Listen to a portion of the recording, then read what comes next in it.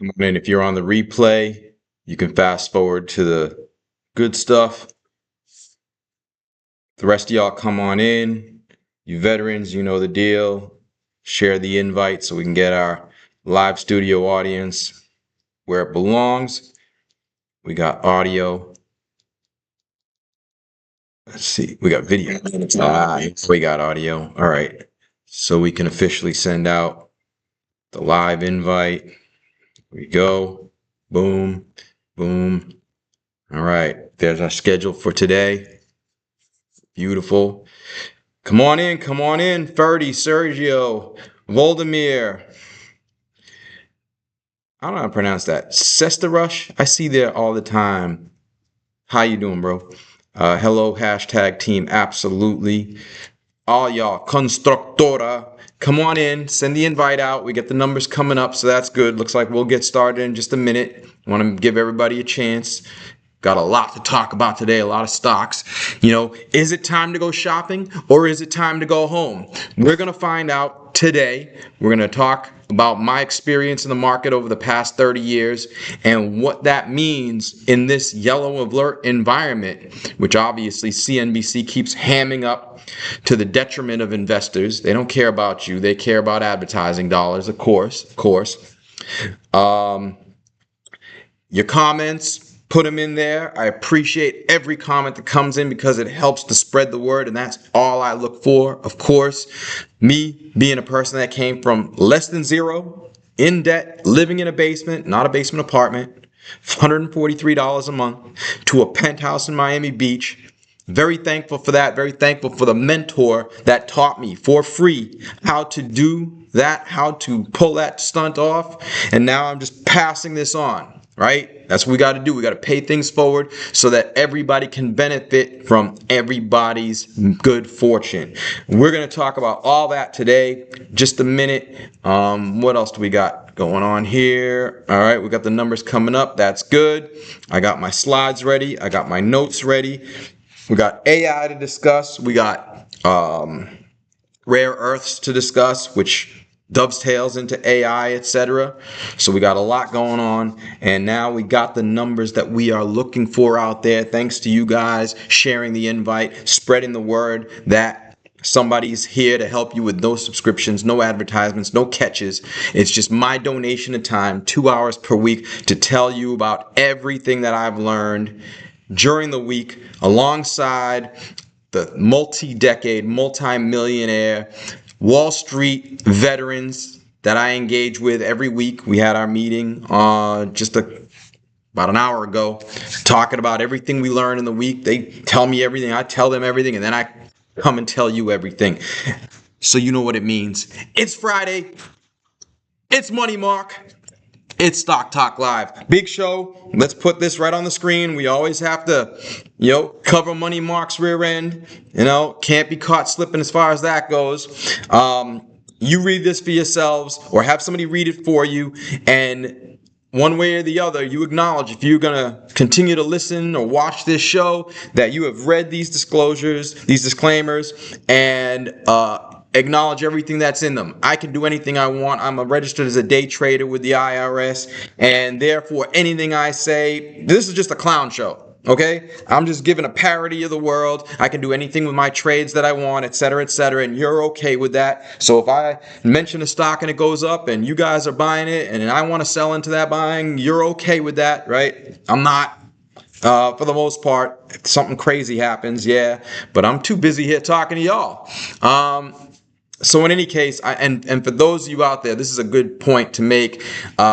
If you are a troll, welcome. You can be here. Just don't be a troll. This is a professional show. I used to do business with companies owned by Jim Cramer, George Soros, and if you saw the movie Dumb Money, Stevie Cohen, right? So despite, I'm not here in a three-piece suit, but trust me, I retired at age 38 by being a professional. This is a professional show. So if you got questions for me, put question marks at the beginning of your question. I'll try to get to them all until 3:55 p.m., Be professional in the chat. If you're a troll, you'll get banned from the show. I've already banned one dude in here. It's so hilarious. He still puts comments thinking that everybody can see them.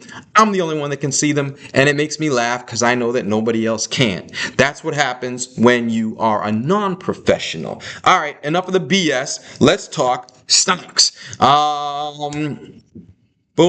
There's our chart for the Russell 2000 right now. For those who don't know, first of all, you need the instruction manual for how to I do things here, because I'm not one of those 10,000 clowns out there that just go live every day and give you all new stock picks and it's just bookies for the gamblers, right? No. This is not a gambling game. If that was the right way to do things, then everybody would be a millionaire. But for some reason, I make millions per year with ease. Okay? And I didn't go to any highfalutin school. Northeastern's very good, but I didn't go to Harvard for my MBA. Right? This is a game that everybody can win, as long as you know how to do things and who to do them with. And that's really all it comes down to. And unfortunately, some people don't understand that. They live in the world of chat boards and CNBC, and those things fill you with BS that holds you back. And it's really simple proof to this, right? Because if all that worked, everybody would be a millionaire. But who's the millionaires? The 1%ers. Okay? 1% get to this level here. And there's no reason that everybody can't, except for the fact that the 99% are get filled with the BS in their heads. All right. So that's my little speech for the day. If you want to understand the professional things going on here, two things. One, understand who you can trust out there. Three things to look for. I'm not saying I'm somebody you can trust, but I do qualify in these three things. One, I will give you my real name. It's right here. Two, I give you my credentials. Why you should trust me as a expert, a real professional in this industry. It's right here as well with links, proof of everything else. So you got a real name, real credentials, and a real-time tracker of performance, right? So this is my proof of performance going back to 2014, where Facebook was my first selection. And now you can see in this real-time tracker, I haven't had a negative pick since May of last year. What's that? 17 months? Since before my daughter was born. She's running around now. All winning picks, okay? They don't stay that way, right? We were lucky to get out of electrocore, and that's something I will do. I will not get you stuck into names long term if they don't deserve it. We get out of electrocore at 8. Where's that stock now? I haven't even checked recently. Look at that, $5.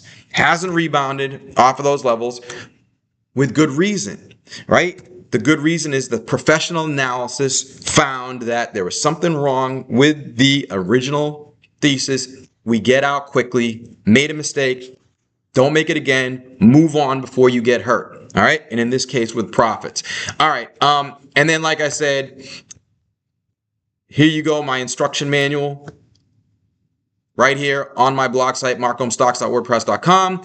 And stock market loser. Whoa, this video right here on the YouTube channel, Make Millions with Mark. Again, no tricks. This is purely for you. It's actually purely for me, because by writing that article and making this video, it takes away a lot of the questions that some of my 10,000 global followers might ask. All right. So don't ask those questions unless you've already gone through those materials, including what the white lines mean, what the red and green line mean. All those things are critical to the methodology to make you a millionaire easily.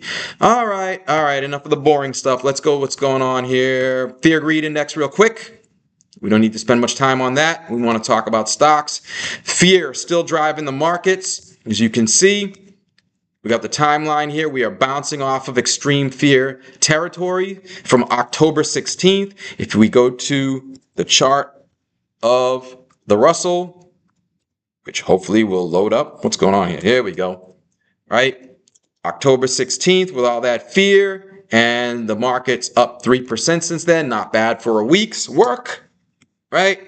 The 2-year yield, I haven't checked that recently either, but I suspect it's still in low, healthy territory. For some reason, Hopefully we don't have an internet issue today. You guys check in on me, but everything seems to be working out. But, we had the AWS, Amazon Web Services outage, and still we have certain services that haven't fully gotten back, right? We're getting slow service out there. Really crazy how that might happen in a world like this where there's supposed to be redundancy and surety of service. Be careful, y'all. Be careful. That sense of security they give you is a little false. But here's your 2-year yield down at over a 52-week low. That is bullish in all cases except the economy getting injured. Okay. And yes, there are soft patches in the economy, but earnings season's going well. That's that K-shaped economy we've been talking about. The low-end consumer hurting, right? Netflix being a low-end consumer service. Look at that. Even that's starting to hurt, right? Nike, Lululemon, all these services that, and that's not a low-end consumer, obviously, but we did have low-end consumers buying a lot of Nike gear.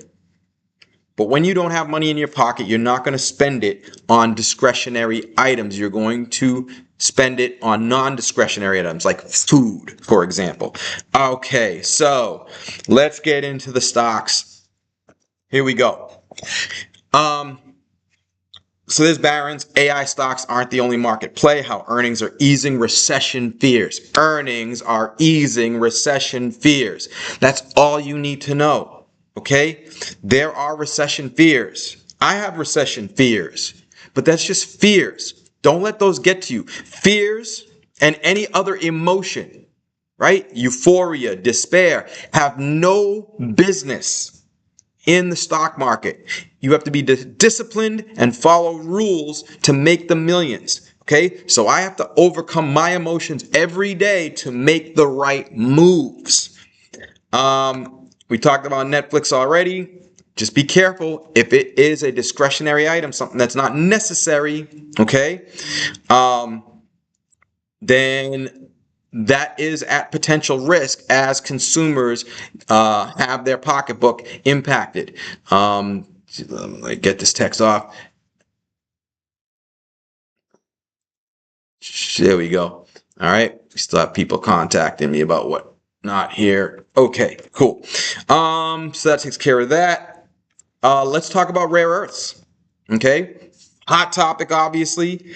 Big ups and downs in these rare earths of late. You can zoom in on the MP. Look at that move. I mean, we are full circle from 72 to 100. That was a 37% move in 11 days. You see the box over my head. Okay. Hold on one second. There we go. All right. So let's get to Aclara Resources. Sorry about the interruption, y'all. Lots of important things going on around here. And we had a similarly crazy move, right? We were as low as 250 to 450. That's a 75% move in 15 days. Back down to 250. That's minus 44% in 7 days. And now we're bouncing from there, plus 27% in just 2 days. Okay. What's going on here? Well, it's the undulations and what's happening, right? And these, you can expect this to continue because Trump and Xi are like absolute global intergalactic powerhouses of negotiation. If you watch them negotiate and what they're doing out there, just make no mistake, it's negotiation. These two people don't hate each other. They are just diametrically opposed.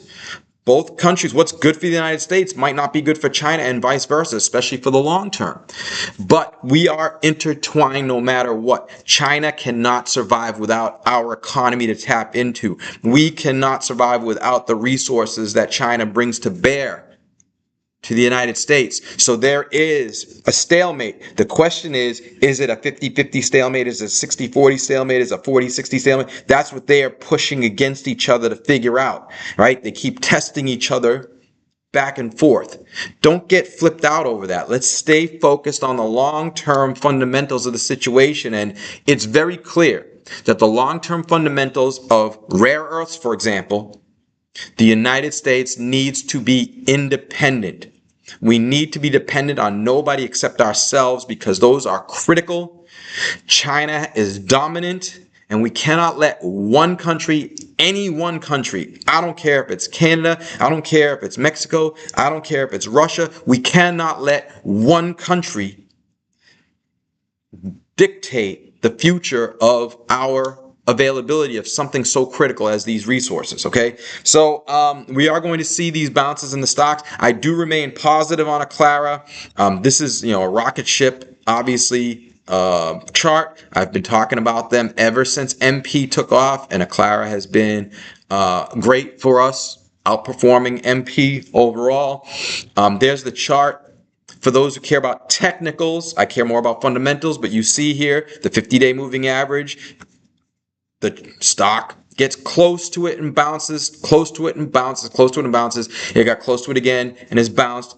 They're still in a little consolidation pattern here. We got to see that breakout. Okay, if we see this breakout and maybe form a higher high here around 350 or so, 355, then we can take the next leg up from a technical perspective. From a fundamental perspective, what I can tell you is that if you look at the value of the minerals that these two companies, MP and Aclara, have in the ground, and by the way, I am not negative on MP. So you MP fans out there, don't come at me. I'm just telling you I like Aclara a little bit better because, one, they don't have the fanfare. They're not on CNBC every day. That's always a red flag, by the way, because now that means that everybody knows about it. And if everybody knows about a stock, that means that the price discovery, right? The price of the stock is likely to be as close to fair value as possible under the information that we have, that everybody has.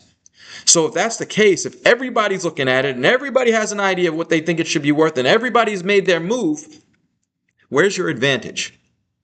Okay? Not just you, me. I avoid those situations.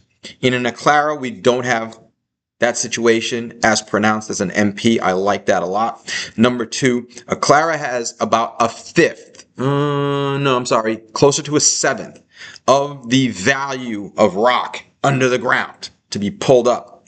Rare earths, right? A seventh. But they're trading at like 1/25th of MP. That means that all else being equal, one would surmise that Aclara, by the way, I'll put this in the, and actually I don't even know if I need to delete that. ARAAF. There's the US symbol. Okay, same chart basically.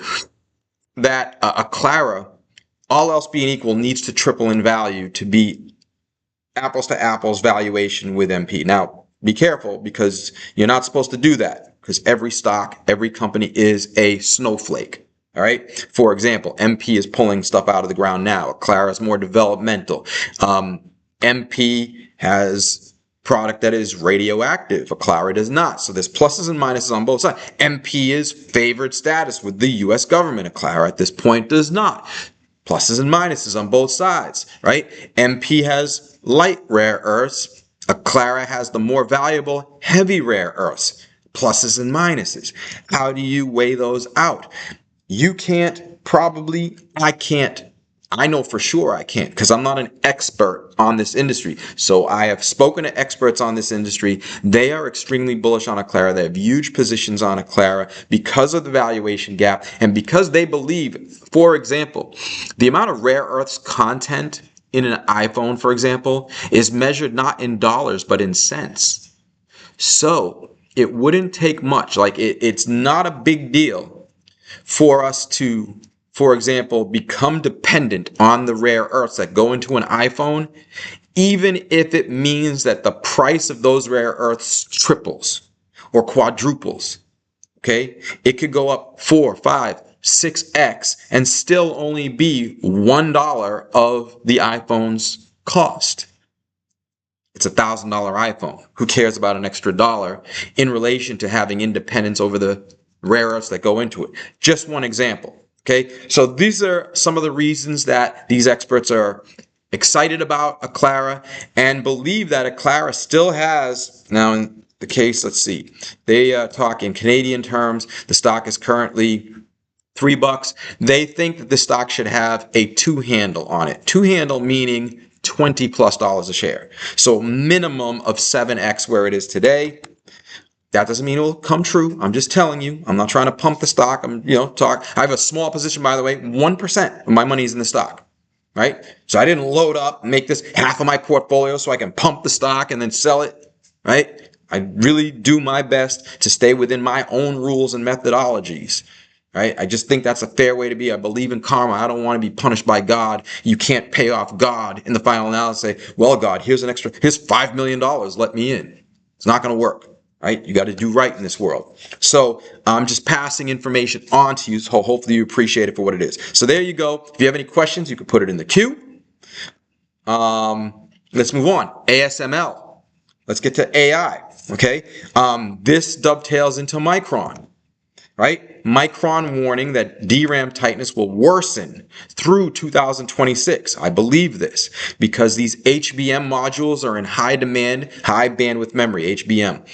And what they do is they stack these DRAMs.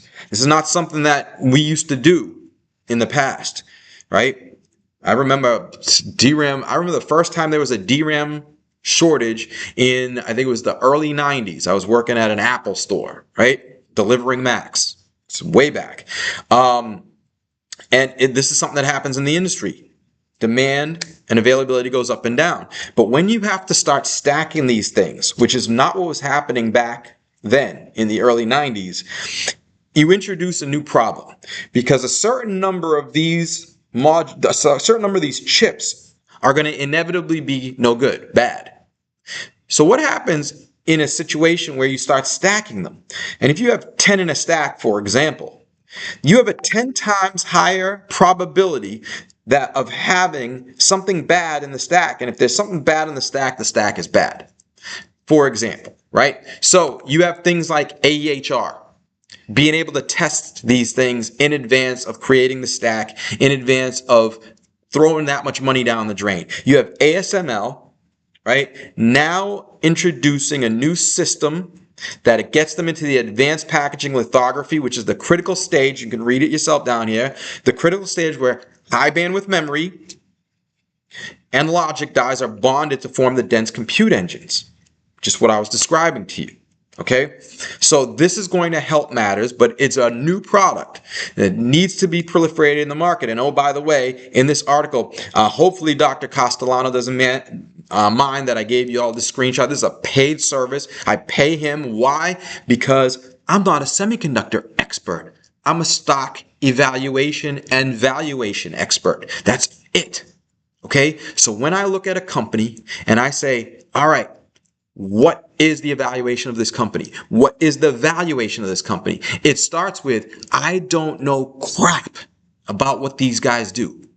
You might think you know something, but you don't, unless you have been in the industry for decades and are considered an expert in that industry. And without that person behind you telling you, yes, this is real, or yet, no, this is not, you don't know what you're buying. This is why you have to be able to trust the people that you listen to on the internet, because if they're not giving you that, if they are not humble enough to know that they're not smart enough to know if this ASML product is great or not, I certainly don't. I can guess that it is because it's ASML. But you're going to bet your millions on a guess? No. I'm going to bet my millions on a multi-decade expert like Dr. Castellano. And if I have to pay for his services, I'm going to do that. And he's going to make me money because he's going to make sure that I don't F up in my investment process. And just an FYI, in this particular case, he is negative on Onto Innovations.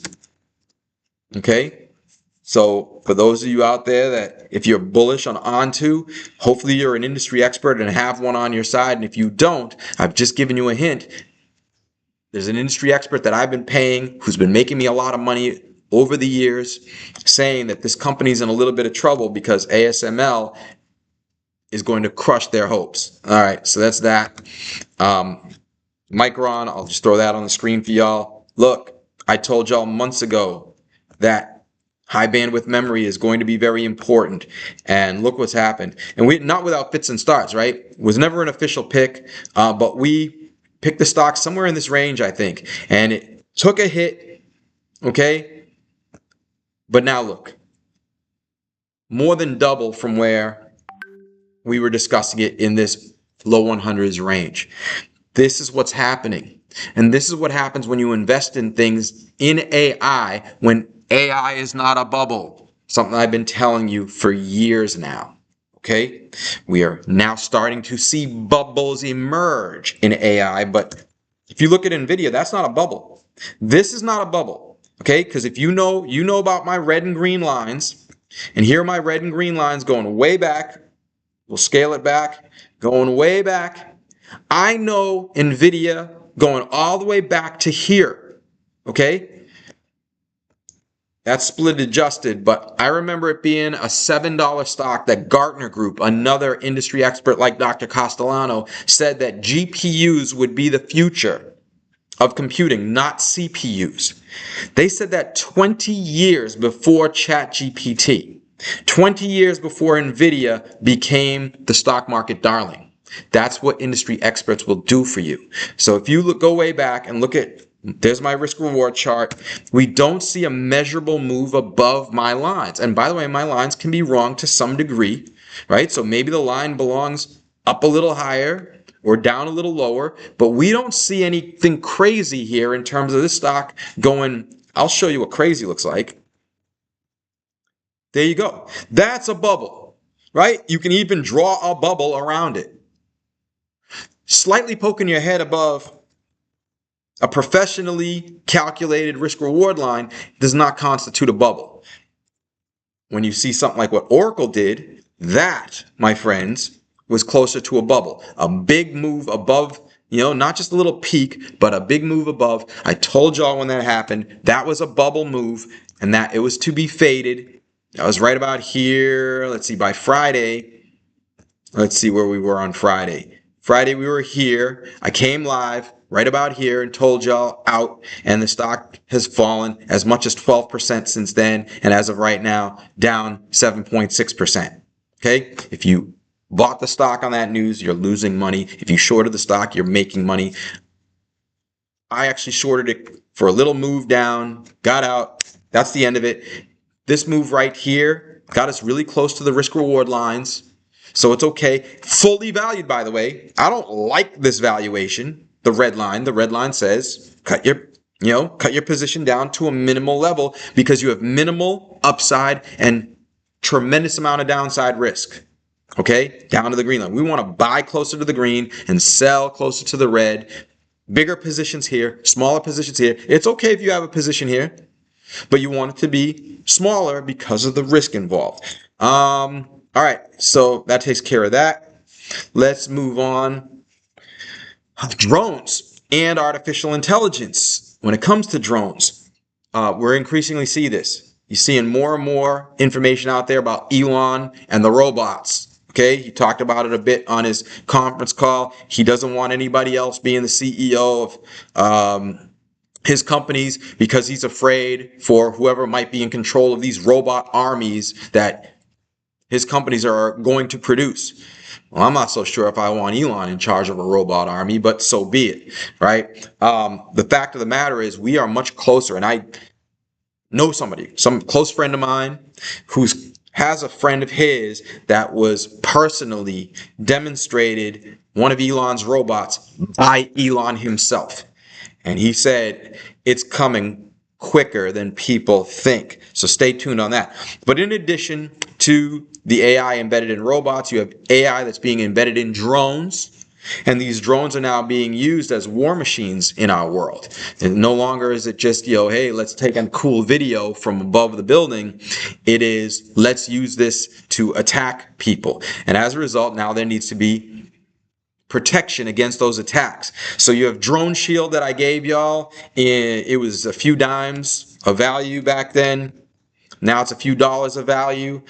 We picked it way down around here, got out around here in the low twos, right around 2 maybe, and the stock continued higher to 440 and then announced a tremendous quarter. Do y'all remember? If you have your notebook and a pen, by the way, the most valuable resources, the best dollar $2 that you can spend for your future are these two items right here, because then you can take notes. The brain won't remember everything. I told you when I picked Drone Shield that Wall Street's estimates were yet another proof point that you cannot trust Wall Street, that they are dumb. Wall Street wants to sell, sell, sell. They don't want to put reports out there for your benefit. Why would they write a whole report just so you can see it and make money off of them for nothing? Does that sound like New York to you? No. Okay? So, when I look at these Wall Street expectations, I know that they are largely coming from salespeople and inferior analysts, or both. Because if they were superior analysts, they wouldn't be writing these reports. They would be portfolio managers, or they would be retired like yours truly. It's common sense, okay? But they were saying that Drone Shield would make $95 million for the year. I said that was crazy. It was stupid. They're probably going to do double that amount. Well, what happened? They came out with their Q3 results, and in one quarter, never mind 1 year, Wall Street was saying 95 for the year. They did 93 in one quarter. Stupid. You dumb Wall Street analysts. You idiots. Again, you cannot trust these people. Cannot trust these people to do an analysis for you. You will lose. In fact, I happen to know that a lot of the, actually we lost that, a lot of the reports that you see that will tell you, right, let's say a stock's at 5 and you see a report come out that says price target 15. The higher the gap between the price and the price target, the higher the probability that the person writing the report is up to no good.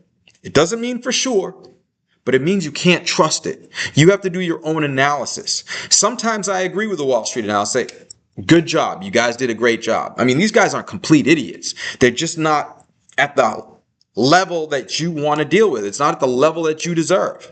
All right. And this is the latest example. They put up 93 million in one quarter. And yet, by the way, final point here, the stock has come down. They had an initial pop and gave it right up. Another proof point that when you draw these lines, these white lines, the bright white lines are basically preliminary color lines. These might as well be red and green. Okay. You don't want to own the stocks necessarily above these levels. Yes, they can go higher.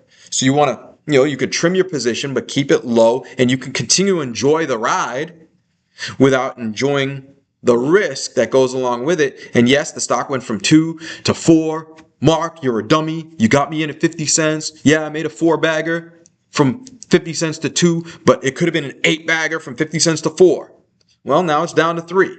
Okay, and if it goes higher, so be it. I'm on to other things. We've already made more money on other things. We've put our money into other stocks that also went up as much as Drone Shield has to this point. So there's no loss there, with the exception that the names that we've put our money in have less risk than this one. If you can make the same money or more with less risk, that's how you win. All right, so be careful with that. Drone Shield off of my list, out of my spreadsheet. It will continue to be out. But for those of you who like Drone Shield, the momentum continues. Oh my goodness. 1,100% growth over Q3 of last year. That is stunning.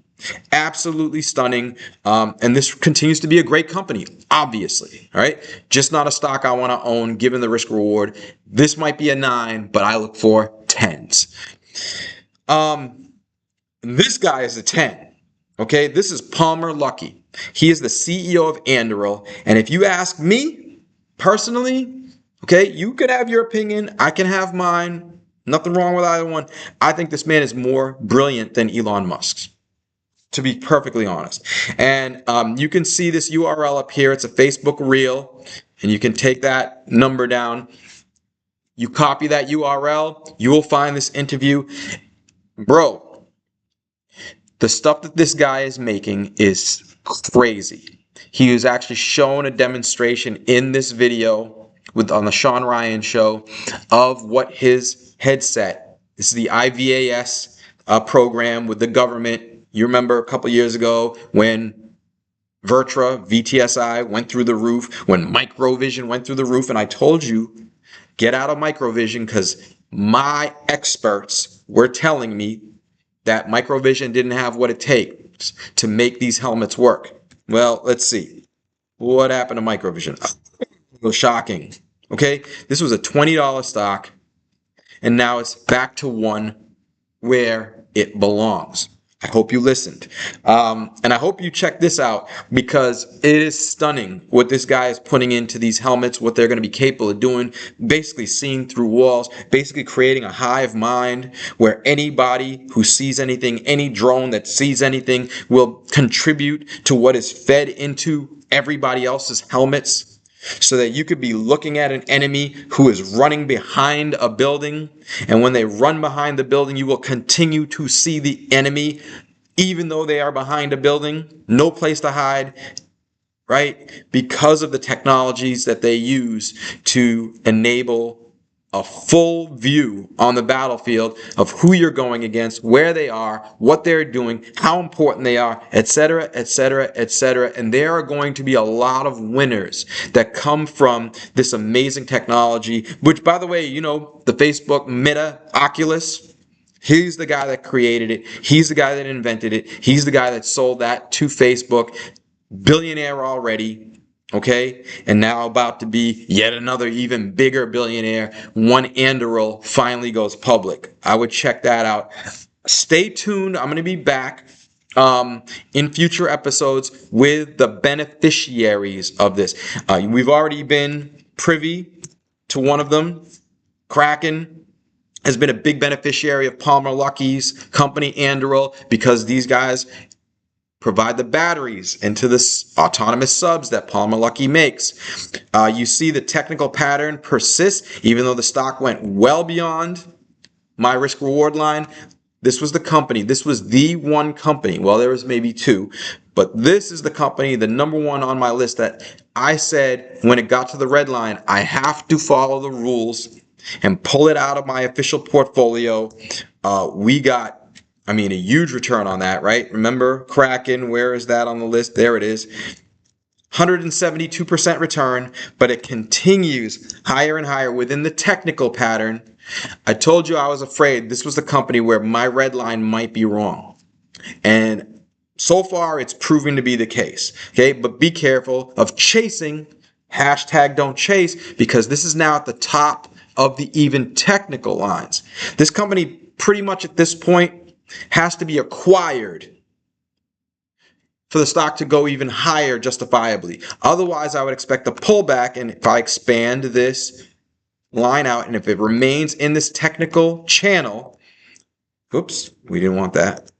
We wanted to expand this line out, edit, extend it to the right. We can continue to see it operate within this channel, which means it can go higher at some point, or just hug this line higher. But you are risking, in the meantime, the stock going down from 480, where it is right now, to the mid threes, which would be a 35% loss from here. And there are not many ways, except for being acquired, that take the stock higher. There's many more ways it can go lower. So be really careful with Kraken. But check out this video. We're going to talk about, in the future, other companies that are positioned to benefit from what he's doing here. All right, just a few more tabs, and then we go to your Q&A, okay? Which, by the way, if you have any questions, put it in. Put question marks at the beginning of your question, please. It's easier for me to see. And by the way, if you like that somebody's coming out here, unlike CNBC, who looks to rip you off, colleges who look to rip you off, these guys are just keeping you confused. The 10,000 clowns out there that just want to pump and dump their stocks on you, that there's somebody here that's really done this for 30 years the right way, trained by mentors who were trained by legends like Jimmy Rogers, giving 2 hours a week to level the playing field for you, for no cost, no benefit. I do get a benefit, by the way, right? Because now there's 10,000 of you out there. Some of you are experts in certain fields, and now I get nice information flow from you. Great benefit to me, so it's not completely unselfish, right? But other than that, I'm not trying to make money off you. Advertising, sponsorships, subscriptions, none of that BS. Just giving back. If you like that, just give me the thumbs up. That's it. That helps to spread the word. Let other people know that somebody like me is here to help y'all out. All right, that's my little advertisement. I said I don't do advertisements. Oh well. If you want to count that as an advertisement, then I'm a liar, I guess. I hope you're okay with that. General Dynamics. Moving on to other areas of the defense sector, right? We have autonomous subs. Autonomous meaning it moves on its own. But we also have those big subs that require our military professionals. Thank you, by the way, folks. Salute to all you military folks out there. One of whom I know.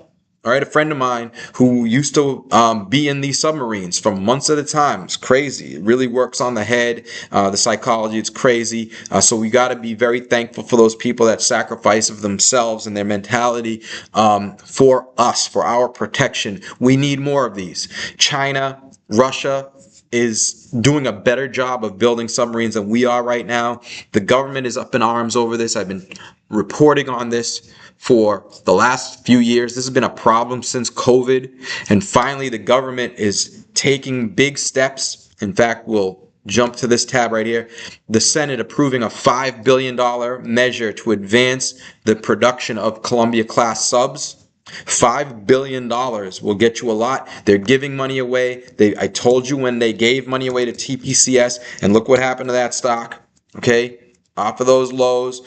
I told you about the clear out trade here. I gave you the circle here. Boom. We've had great movement. The stock at one point was in the ones, I believe. Did it get into the ones? $2. And it got as high as 6. So bottom to top, a triple, still $5, which is as high as it's been in over a year. And we see that one of the key things, they are the sole source of many parts into these submarines. We're seeing the government taking big steps, putting $5 billion towards making sure it happens. They gave free money to TPCS. They don't have to pay it back to buy more equipment, to expand their capacity and their reliability to the government. And now General Dynamics, not only buying the Macy's, as I reported a few weeks ago, but now buying the whole mall. They just bought an entire mall, Crystal Mall in Waterford, Connecticut. You can look this up on your own and how big it is and how much that expands General Dynamics' footprint. No, they don't want to get into the mall business. They're just going to wipe this thing out and use that to expand their ability to make more submarines, which the government has been yelling at them to make for years now. And finally, we're seeing the moves. Finally, we're seeing the money going where the mouths are. So we can go from making the one submarine that we're making per year to the 3 that the government demands, okay? 2 Virginias and 1 Columbia, the Columbia I showed you on that last news item. Okay, so that's good news for TPCS. Just follow the rules there. We've had a nice pullback actually in TPCS. Okay, so this goes into the theme of the shopping, okay? Are there stocks that you should be shopping for, or should we be preparing for a crash? Let's get that out of the way real quick here. We're still really healthy. These charts are still very healthy on the market. Okay? The IWM still has plenty of room, a good 7% before we get up to the red line level, 8% to get to the red line level. We're already there for the Qs. We're already there for the S&P 500, but valuation alone is not the only determinant of which way the stock market goes. Remembering back to this bubble here. Okay, there was extreme liquidity, there was extreme euphoria, and there was an extreme technology shift underway. The internet, everybody knew, everybody except some of the economists, that this was going to change the world forever. And it just made everybody euphoric at a time where interest rates and money flowing in the economy was abundant. We were making, like everybody was employed, people were making tons of money, and it all flowed into the stock market. Okay, so we did have that happen, and yes, it created a bust, but those who were able to follow some good rules on what was going on, including myself, I actually helped. Okay, I reported to Jim Cramer's company at the time, at the end of 1999, that the professionals were seeing an end to this particular bubble. Let's get it back here. Because business was starting to slow down. That was the catalyst. Nothing was slowing this train until it became apparent that business was slowing down. The economy started to turn against. The economics started to turn against the internet bubble, and that's what caused the burst. Nothing else. Okay, and so if we fast forward to today, we have a similar situation where we've got a game-changing technology in AI. We've got a low interest rate environment, and everybody knows this is going to change the world. Okay, not everybody's employed, not everybody's flush with cash, maybe the same way as it was before, but the institutions are. So we do have the possibility of another bubble forming here. So we have to continue to be invested in the best names at the best prices. I don't want to chase names at bubble valuations, but if a bubble forms, we can take advantage of this by buying stocks that aren't at bubble valuation, because they will go along for the ride. Okay, so we see a few of them out there. He's got Curiosity Stream finally hitting my technical low level here. We can zoom in on that and getting as close to the 200-day moving average as we have seen. We have the 50-day moving average here. So we either have to have a death cross or there is substantial support here for this stock to finally, it's squeezed between the 50 and the technical line. It's squeezed between the 50 and the 200. I think the path of least resistance is not a call. This is not a, right? This is probabilities and statistics given what they do. And you can watch my past videos, look at the transcripts for what they do for providing video deals between video providers and LLMs to help make these AI videos stronger. Okay, and you see it now, right? You can ask Grok to turn a picture into an animation. I had a photograph from a wedding. I gave it to Grok, and Grok animated it and made everybody in the picture dance, literally dancing. It looked like a video. This is what we're getting out of this right now. So the companies that enable that are down after taking nice runs, like 2 steps forward, 1 step back, 2 steps forward, 1 step back, 2 steps forward, 1 step back, 2 steps forward, 1 step back. We should assume that the next step is going to be 2 steps forward until further notice, until the market cracks. And we are heading into the point of the year, November being one of the strongest months of seasonality, right? November, December, Q4, one of the strongest periods for stock market performance, especially in good years. I looked into this. In a strong year, November and December tend to be even stronger than normal. We have to assume that if we're buying good stocks at good prices, that the market is not going to derail us there. Okay, so Curiosity Stream is one. You can ask about all others. By the way, we've had IZEA. We'll talk about has. I told y'all not to chase that close to $6. It pulled back closer to 5. That gave people an opportunity. As you see it starting to move sideways within this channel, I said I don't expect this stock to break down below 5 to 5.25 because people are going to be there to buy it. I'll tell you why in just a few minutes. Let's finish up here. So that was General Dynamics. That's TPCS. There was the pullback on TPCS. That could be a good buying opportunity for you there. Intermap. We got IMP on the Toronto Exchange. We've had this pullback here to the 200-day moving average again. Okay, after these series of 2 steps forward, 1 step back, 2 steps forward, 1 step back, good opportunity there. ITMSF, that is Intermap on the US. For those of you in Canada, it's IMP. For those of you in the US, here it is in the US, and the chart that goes along with it. That line is white, not red, because there is a wide range of potential outcomes for this company as they bid for a $200 million project in Indonesia, which would by far be the biggest deal, probably by an order of 10 times bigger than the biggest project they've ever been awarded before. And I do believe they are in the driver's seat for this because of their technical capabilities and the fact that they won phase 1 of that deal, 20 million. Now they're going for phase 2, which is closer to 200 million.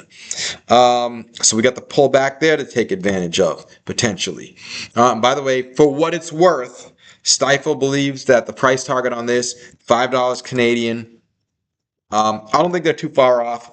Right, there's a Stifel price target of $5 there. It is in line with these lines at least, right, with much more upside if they start winning more and more of these mega contracts. And we have to see that happen to graduate from $4 million deals to $20 million deals to $100 million deals, which is kind of what we're seeing with Gatekeeper, right? Another example there, 2 steps forward, 1 step back, 2 steps forward, we got the 1 step back, okay?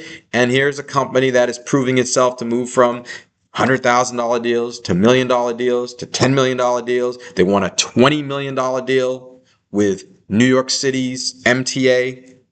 They won a major contract in California. We think it's LA. So they got Philadelphia, New York, we think LA, Toronto. Those are 4 of the top 6 or 7 transit authorities in North America. That means that's called domination.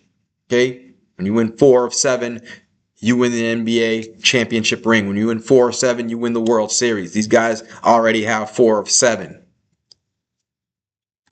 So that's a good opportunity there. Finally, before we go to Q&A, IZEA. So nothing new to report this week on the company, except we've had the pullback in the stock. Okay. And I warned, pumps don't do this. I warned y'all to follow the rules and don't chase it to the top of the risk reward lines. Now we've had a pullback from around 6 to something closer to 5. Right. And we want to, while we were watching the technicals on the stock, right, we want to keep in mind the fundamentals, because those are the most important thing. That's what guides, right, the red line up here in the double digits, while the stock is still in the single digits, mid-single digits, okay? So as we look at this, let's review the fundamentals one more time. As I absorb what I got out of the CEO last week when I spoke to him. This company's trading for $5. They have $3 in cash. If you exclude the cash, you're really only paying $2 for the stock. Why? Because they're not burning the cash. There's a lot of you who make the mistake, and it's fine. I used to make that mistake too. This company is trading for $12 and they have $10 in cash. This is a great buy. Well, no, it's not. Not if they are burning $2 of cash a year, burning $5 of cash a year. That cash is evaporating. So now, by the day, every day they burn cash, you're paying more for the actual enterprise. Okay? So be careful. When you value a company, looking at the cash they have on the balance sheet, make sure they're not burning that cash. And IZEA is not. You can see here that they were burning the cash, right? These losses that they were taking in 2024, 2023, 2022 with old management. New management came in late 24, cleaned up the ship. They had that one big loss in Q4, and then boom. Actuals. This A equals actual. Q1, 2-cent gain. Q2, 10-cent gain. And wait a minute, 10 cents alone. Now, this is just progress towards what this analyst believes can be 62 cents, and I will comment on that shortly. But even at this 10-cent level, if they could just do this for 4 quarters, of course, there'll be ups and downs. This is a advertising-related company. They have strong quarters and weaker quarters because advertising's strong in Q4, for example, right? So it's not because the business stinks or is strong in different quarters, because that's just the nature of the beast. But if they can average, this is Q2, if they can average 10 cents a quarter, that's 40 cents for a whole year, right? 4 quarters in a year, 10 cents per quarter equals 40 cents. But wait a minute. If they have a $5 stock and $3 is in cash, then we're only paying $2 for the stock for real. Right? We're paying $2 for the stock and $3 for the $3 of cash. If we're paying $2 and they're already making the equivalent of 40 cents on an annualized basis, then we're only paying a PE of 5. For a company in a high growth area, that is crazy, because this is an extremely high growth area. You've seen what's going on. Look up Sora 2, S-O-R-A, and the number 2 on YouTube, and see the kind of videos that are now being created, the kind of videos I told you about now, the pictures being animated into dance scenes, things like that, in a blink. With that power in the hands of social media influencers are going to become an ever-growing power in the advertising world. because now they can compete with the big guys in terms of the video content they create. They can compete with a Super Bowl ad. Okay? So now companies like IZEA, who have the multi-year investment, tens of millions of dollars in building a platform to manage, measure all of this activity with these social media influencers, which, by the way, that's a barrier to entry.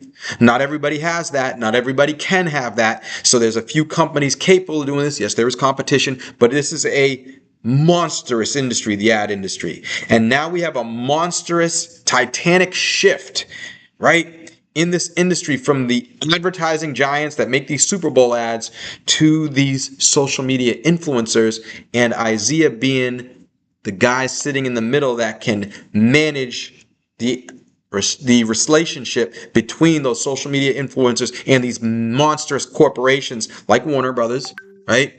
That IZEA works with on movies like F1, Barbie, and Superman.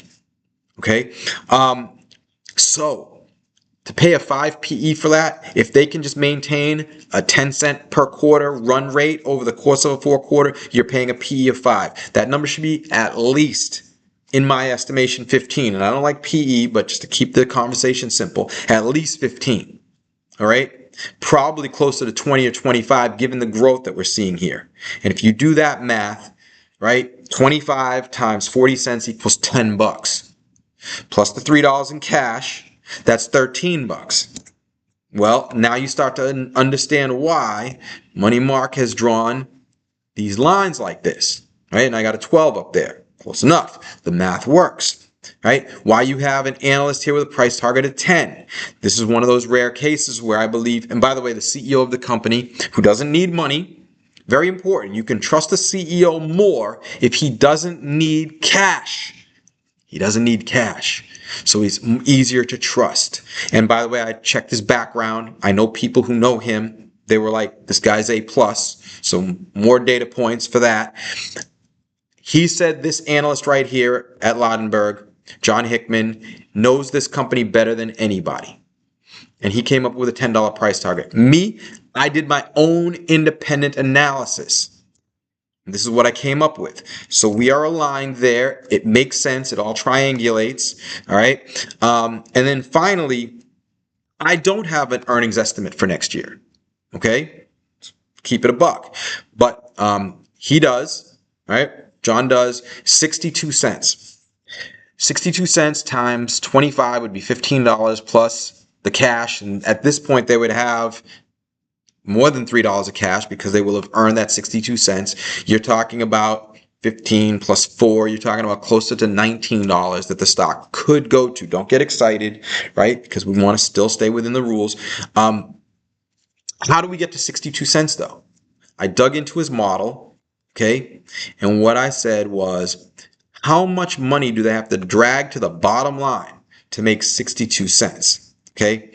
And what I find in the operating model is he's got $9 million of pre-tax profit planned. By the way, he plans for taxes there. No. They're not going to pay taxes. Not in real life. They will put it in there in their results because you're supposed to put some kind of taxes in your results. But all these losses add up to what is known as NOLs, net operating loss carry forwards. So when you go into an SEC document, for those of you who care to do this, I will bore some of you for 1 second to indulge, right? Saw what I just did there. I'm looking for the 10Q, so I will search for 10, not Q, the K, all right? I want the original K. There you go, the annual report. You look in here, open the document, net operating loss carry forwards. There you go. And we search through and you see that the balance sheet value or the accounting value that they assign to their net operating loss carry forwards is $14 million. All right. This company currently has a market cap of $93 million. All right. And if you exclude the cash, right, we got, we're talking about roughly $50 million of enterprise value. Okay, if we exclude the cash, 50 million is what this company's worth, but there's 14 million worth of NOLs, right? What does that mean? That means that that's the value of all the taxes that they won't have to pay in the future because of all the losses they took in the past, building up their capability to be who they're going to be in the future. A hopefully growing, fast-growing company, right? 46 million over 39 this year, right? So that checks out. That makes sense. So that 62 cents makes sense if we can be okay with the idea, can they pull 9 million of profit off of 46 million in revenue? Well, what does that equate to in terms of profit margin? 19.5, 19.6. Well, when I spoke to my contacts, they said that CEO Pat Venitucci did a great job at Merge. And when I talked to Pat, I said, Pat, he didn't know why I was asking this question, but now you know why I was asking the question. What were the profit margins that you were generating at Merge? And he said, oh, well, we were generating 18% profit margins. I said, is that normal? He goes, yeah, if you do a good job in this industry, you can easily, and why not, generate 18% profit off of your revenue. That's not a lot of profit to take away from the value you're giving to your customers. So not only did it make sense, but it also was proven out in his former company. He made that a company with 18% profit margins. And here we only need 19% profit margins to get to this 62 cent number, which includes some taxes in there. So let's say they only do 18%, not 19%, but they're not really going to pay taxes. You're still at 62 cents of cash earnings potentially for next year. So we have lots of validation here that, yes, we got to, accept that there's going to be seasonality in this business. I don't know if Q4 is going to be strong, Q2 is going to be weak, or what have you. But over the course of a full year, and the full years to come, more importantly, because this company is just getting started under new management who says we want to focus on sales, not R&D, right? When a company flips from focusing on R&D to sales, the results are tremendous. You remember OneSoft, OSSIF, that was a pick of mine. And can I show, do you even care? There it was right there. That was a 70% gainer for us back in the day. Okay. CTLP. Uh-oh. Well, I didn't mess anything up there. That was another big gainer for us. We'll just pull up the chart. OSSIF chart doesn't exist, or otherwise I would have shown it to you.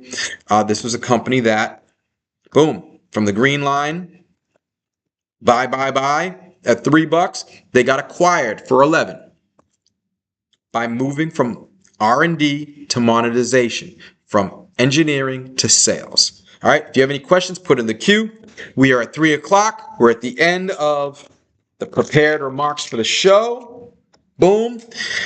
Let's see what you guys have to ask me today. Hopefully everybody's civil about it. Give me that thumbs up while we're at it. Come on, don't be lazy. I mean, bro, if you can't hit a thumbs up button for somebody who gives you what I give you, then you probably don't have the wherewithal to write this stuff down, learn, and become a millionaire. It's the first step. Being gracious, being disciplined, etc. Give me that thumbs up. Okay, let's see. You were the only one I have referred anybody to in 20 years. Thank you for your service. Thank you, sir. Thank you, Nikki. Is that a one-bedroom apartment, Coach? I don't know what you're asking. I was living in a basement, not in a one-bedroom apartment. I was literally living in a basement. It wasn't even really attached to an apartment. There was an apartment upstairs. There was actually 2 basements I lived in. And one of those basements sat underneath a triple decker. Okay. And none of those apartments were connected to this basement. I was living in a basement. First time, Jock Crispy, welcome. Let's get to the questions. I will read all these comments later, by the way, folks, but I know the rest of y'all want to hear me answer questions. So let's get it. Let's get it. There's a good comment here that the AWS outage means that more data centers are needed to distribute services, locations, and de-risk their systems from going down. Yes, all else being equal, is that a major positive impact on the data center industry? All else being equal, probably not. Don't worry about that. They're going to fix this. Okay, so you got to be careful because something could seem positive, right, and make you bullish about jumping into something, or negative. I don't know how Amazon's been acting in this outage. Good. I'm happy to see that it hasn't been a major catastrophe for the stock. In fact, quite the opposite. Stock's been doing well throughout this. I think this outage maybe caused this bounce down here. Wrong move. It goes right back up because the future of Amazon was not impacted by this. They'll fix it. They'll regain trust. They're the best. Okay? AWS, high marks, this will happen, and then it'll be fixed and people will move on. Okay? You got to know how to keep these things in perspective. You don't want to panic over something short term that has nothing to do with the long term.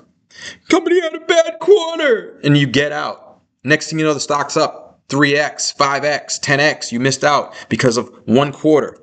You want to see like how many times I remember showing this chart, right? Look at this. I love this chart. How I show how many times, and we can add yet another to this, right? I haven't shown this in a long time. This CRM chart. How many times this stock has taken a big hit, and every single time it ends up being a huge buying opportunity. This is what great companies do. This is what great companies are. And that's why the low end of the risk reward range is so attractive, because buy low, sell high. Not panic low and be euphoric high. That's not the rule. That's not what makes you rich, but that's what most people do. People get a euphoric when a stock is at the high, and they get panic out. They give up. I mean, imagine, right? Like, I don't blame you. Look at what happened here in the past. I'm going to show you real quick. We will get to the questions, but this is a great lesson to learn, right? Imagine that you own the stock here because everybody's euphoric on Salesforce. And then you experience, what was that? 6 months of the stock going down, okay? To go from here to here was a 40% loss. Basically every day you're watching the stock go down, down, down for 6 months.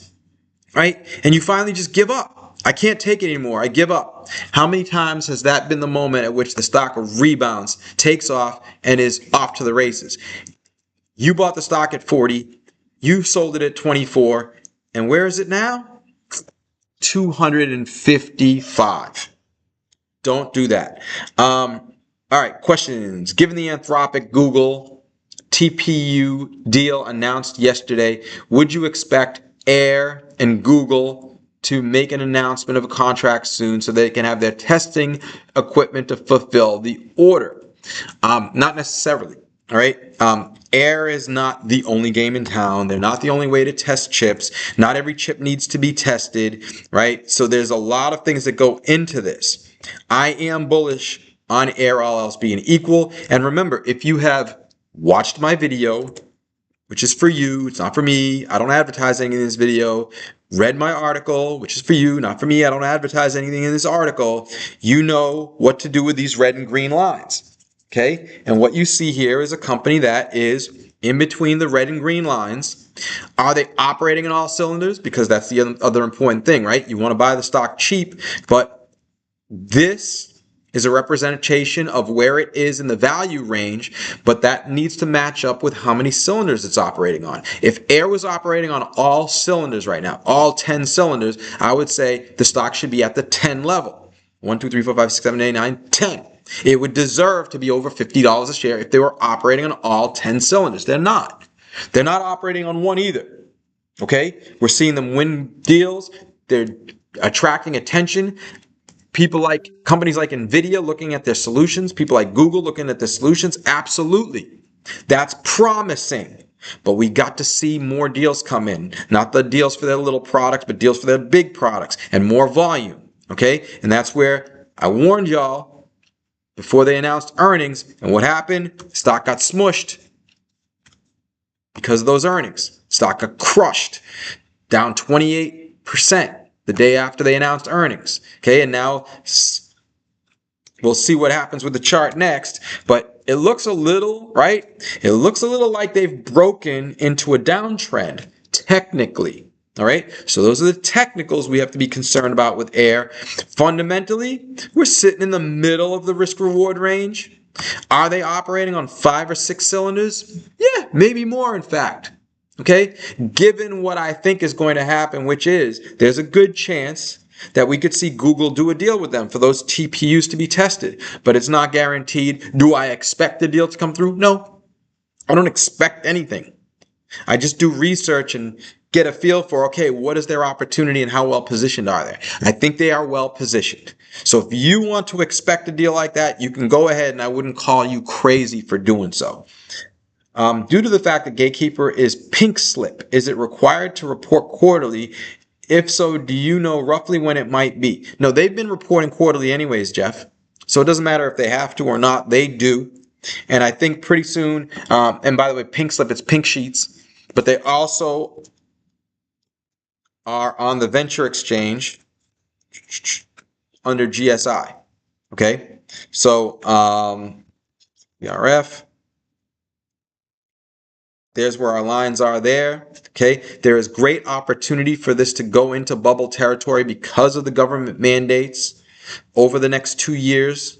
So this stock could really take off, even beyond the levels that I have outlined here. Right here, near double. Okay. To go from $1.80 to $3.40 is a near double. It's 82.5%. In fact, the box over my head. But if it moves over into bubble territory because of these government mandates, which is very possible in this market, we're talking about $6.50 per share, and that would be a 248% return from current levels. They do report, if we go to ticker, TKR, and I look them up, GKPRF. Let's see if their transcripts are on here. Hopefully they are. And if they are, then we'll have a good idea. No.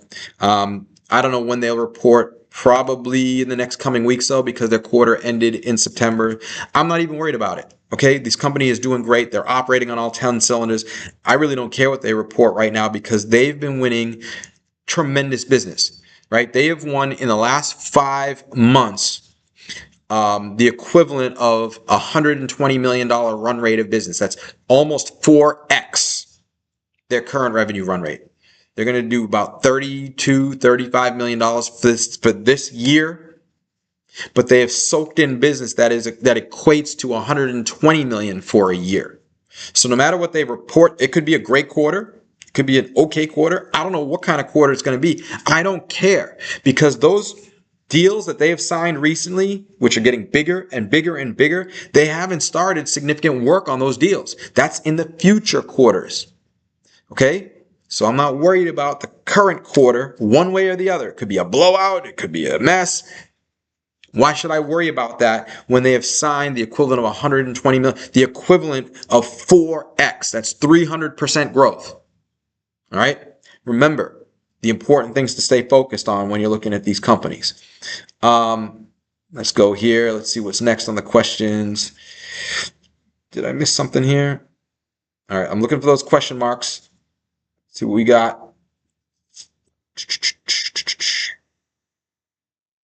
Here we go. All right. Since the market isn't going up forever, can you start educating us on what to look for in shorting a stock? No, Wayne, I'm not going to do that. You need to do that on your own. My expertise, I'm best at buying stocks. I made my millions buying stocks. I only was a heavy shorter of stocks at red alerts. Okay, so if you look in the past, right? I was at red alert here, November 1999. I actually went short in April of 2000. Okay, right around there. That's when I went short. Even though I put out the red alert in November, I just felt like it would take a little bit longer before everybody else figured out what I had already knew for a fact, because I worked at a company that was getting those internet deals and seeing the business drop off a cliff. I knew that was coming, And soon Wall Street would figure it out, Main Street would figure it out, but not yet. So I stayed long. I made more money because I stayed long, lost a little bit on the tail end, no big deal. I came out on top and then went 100% short at that point. Same thing at the peak of the real estate bubble. I went 100% short and made 40% there. Red alerts. This is not a red alert. So I'm not going to short. I'm not going to teach you how to short. It's very treacherous. And I'm not here to be a professor. You have to learn these things on your own, and then I can help you with specific names, right? When I told you super micro, right? I told you that super micro was a short back here.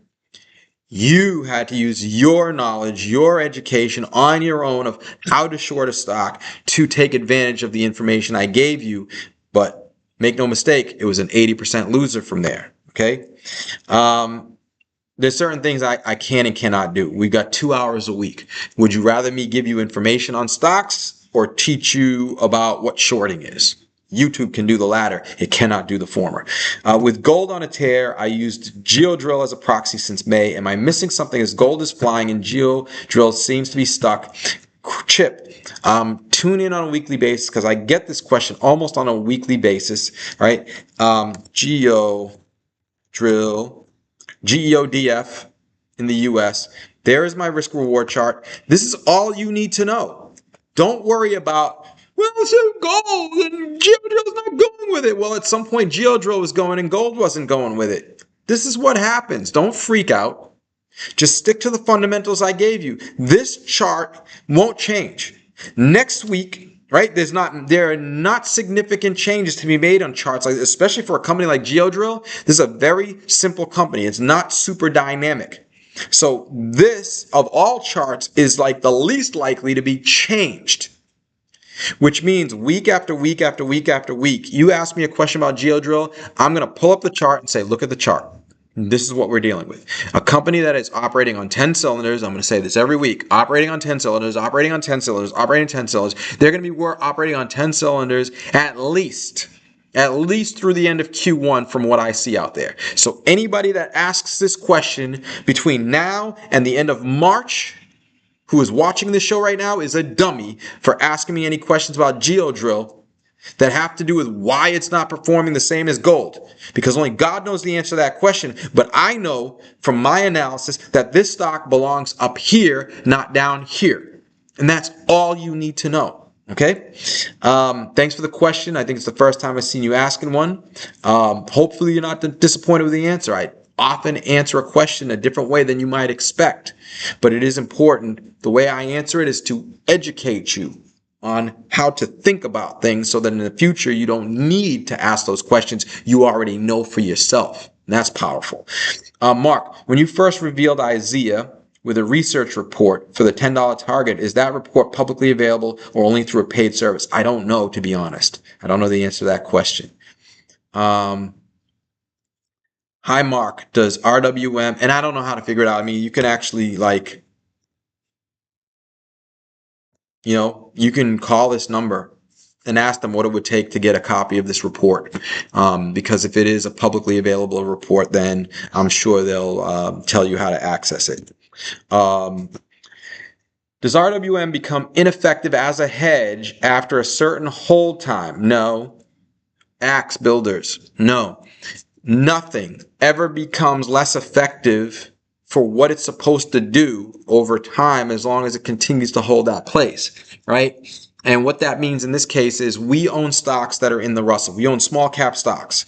So when I want to have an insurance policy against the stock market hurting my stocks, because I'm not afraid of my companies hurting those stocks.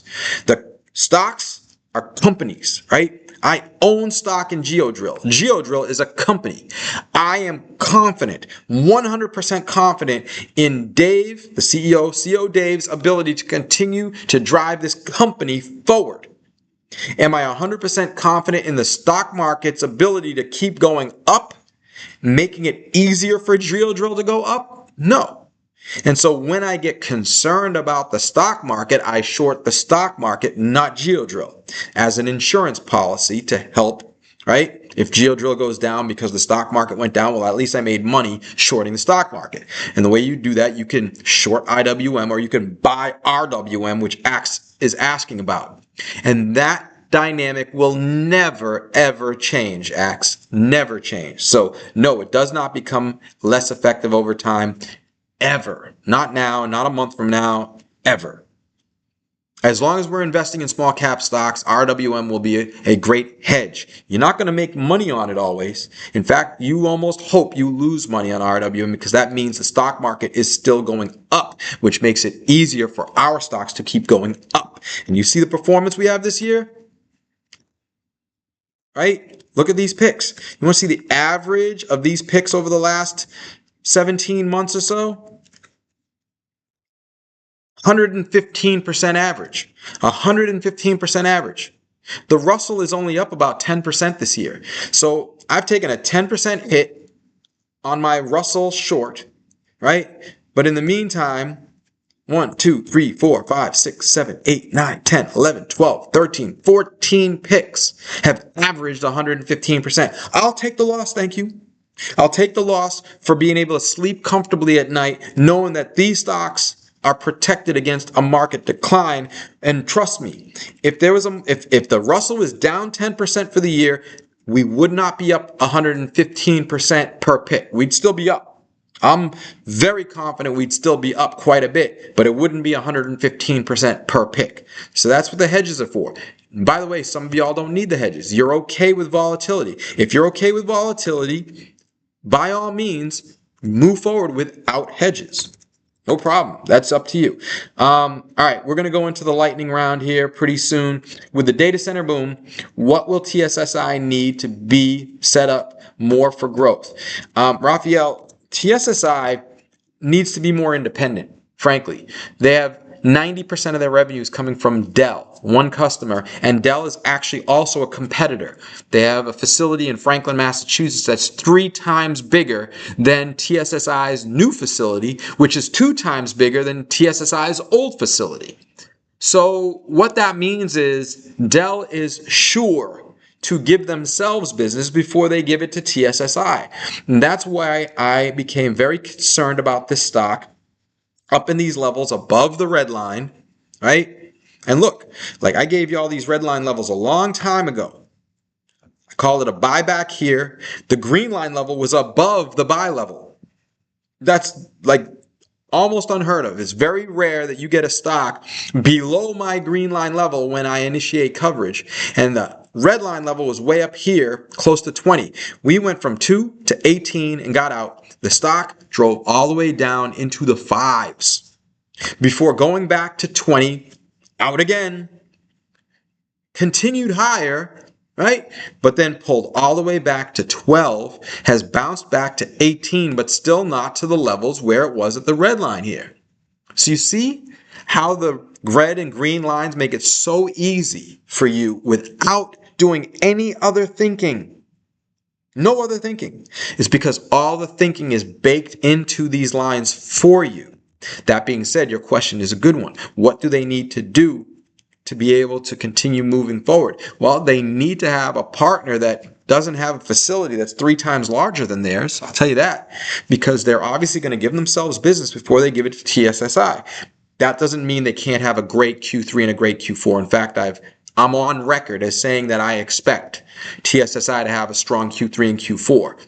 The problem is that the valuation largely reflects that, in my opinion, because they're not in a position yet, right? They're not independent yet. They are very dependent. When you have one customer with 97% of your revenue tied to it, that is a very big risk factor. Didn't scare me off when the stock was 2. Didn't scare me off when the stock was 5. But at 18, at 20, at 30 especially, and back here at 18 again, very scary to me. Very scary to me. All right? Great company though, like otherwise. Otherwise, great company, great managers.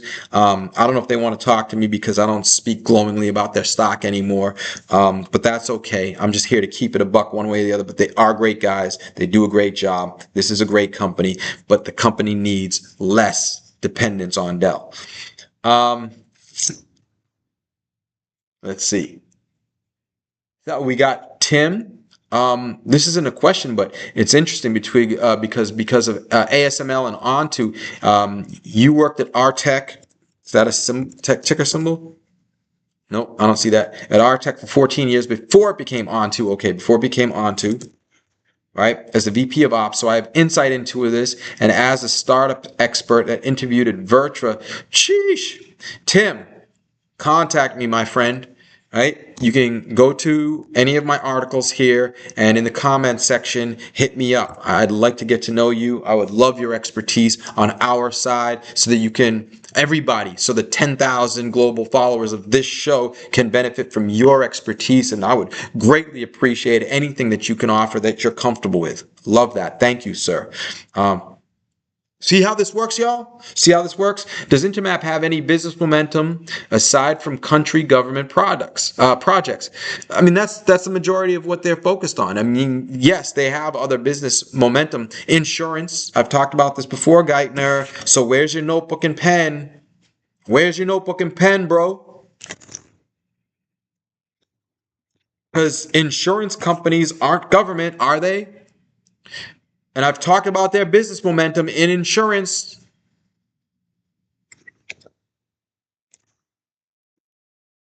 Dummy. Do you have any advice to avoid panic buying or panic selling when a stock drops? Yes, I already talked about this. Number one, by the way, welcome. You look new to me. I don't recognize your handle there. First of all, watch my video with a pen and a notebook, unlike Geithner. Read my article with a pen and a notebook, unlike Geithner. And you'll start to learn that and you heard this already, my friend, in this video. I'm not going to be hard on you this time, right? I'm not going to be hard on you this time. But we just showed you these risk-reward lines, right? Red and green is all you need. Red and green lines, all you need to know where a stock belongs, assuming they are operating on all 10 cylinders. So if you don't believe in your company, you shouldn't be involved in the first place. Okay? Period. If you think this company, this company right here has great technological advantages over the competition. I had industry experts validate that. Okay? So this is a company that has products that are useful out there and increasingly useful as the heat and the stacking demands of these chips get stronger and stronger over time, which means the demand for these products that Air produces should grow over time. Okay? Does that mean that the stock is undervalued? No. That's what these lines help to tell you, though. These lines represent the roadmap, the path that this stock should take over time to where it ultimately belongs if and when they operate on all cylinders. And when I showed you the chart for Salesforce.com, you can see in the past, that gets funky, you can see in the past that this stock has many times not been operating on all 10 cylinders and other times operating on all cylinders. A great company will always, at some point, operate on all 10 cylinders. So as long as you are patient, at some point, it's another example, right? We'll get to the top of its risk-reward lines, assuming that I've done my job properly. Evolve, now operating on all 10 cylinders. A year ago, they weren't. If you trusted in the company and their technology, you would trust that at some point they'll figure it out.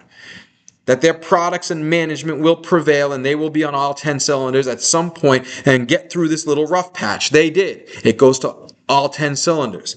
Same with Salesforce.com. How many times? This is what should give you confidence to hold, if not buy more, by buying companies that you have full confidence because you've got industry experts that have validated, not some clown on the internet. That's your problem. If you're listening to clowns on the internet, you don't know when the stock tanks if you've been hornswoggled. It's an old-fashioned word. Ripped off, humped, and dumped. You don't know if somebody just pumped and dumped you or not because you don't have the industry expert that told you this is a great company. You're sitting there because somebody who's not that told you, trust me, this is a great company. They're going to the moon. I see a lot of people doing that with Kraken lately, okay? They don't know what they're talking about. They're just showing up late to the party. I gave y'all Kraken in the pennies, and now they're pumping it in the dollars. At the top, beyond my risk reward lines and at the top of the technical lines. That to me is a pump. And you will fall for it because it sounds great. And yes, Kraken's a great company. That doesn't mean you should be paying this current price for it. That's what these risk reward lines do. They give you the guide on where you should and shouldn't be buying these stocks. And that's all you need to know. As long as you have told yourself up front, this is a great company, and at some point they will be operating on all 10 cylinders. So at some point they will be, look at a VTSI for example, right? Down in the dumps right now. At some point they will find their way back towards the highs. That's what should keep you in these names. All right? Sorry for the long-winded answer, but it's important for all of you to hear and write that down. Okay? With Gatekeeper, what possible roadblocks could stand in their way? Could the federal mandate be withdrawn? That's not going to happen, my friend. No. It's just competition. They just got to beat the competition. It's a wrap, and they've been beating the competition. So that should continue. I've already done the work on that. And it's another good question, but it is a question that I've already considered when drawing these lines. I don't draw these lines. That's not as of today. Those lines don't change tomorrow or next week based on a change in the news. If they lose a deal, right? If somebody else wins Chicago, am I going to change these lines? No. If they win Chicago, will they change these lines? No, because it's already considered. Where the stock belongs within these lines will be determined by how strong they're executing. So if they lose Chicago, right, the stock goes down immediately, by the way. The stock will go down immediately, and so it's too late to react because the stock gaps down, and the gap down represents what the penalty is for them losing Chicago. If you continue to sell the stock after that, you are overreacting because the reaction is already put in. You took a beat down in Chicago, you take a beat down in the stock market, and now it's over, that's done with, and we move on. From that point, you can start continuing to move forward again.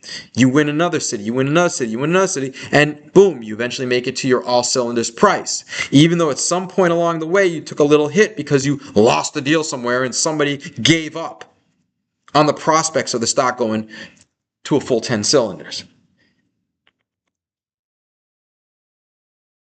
Out of your official picks, Gatekeeper clearly has the most business momentum, right?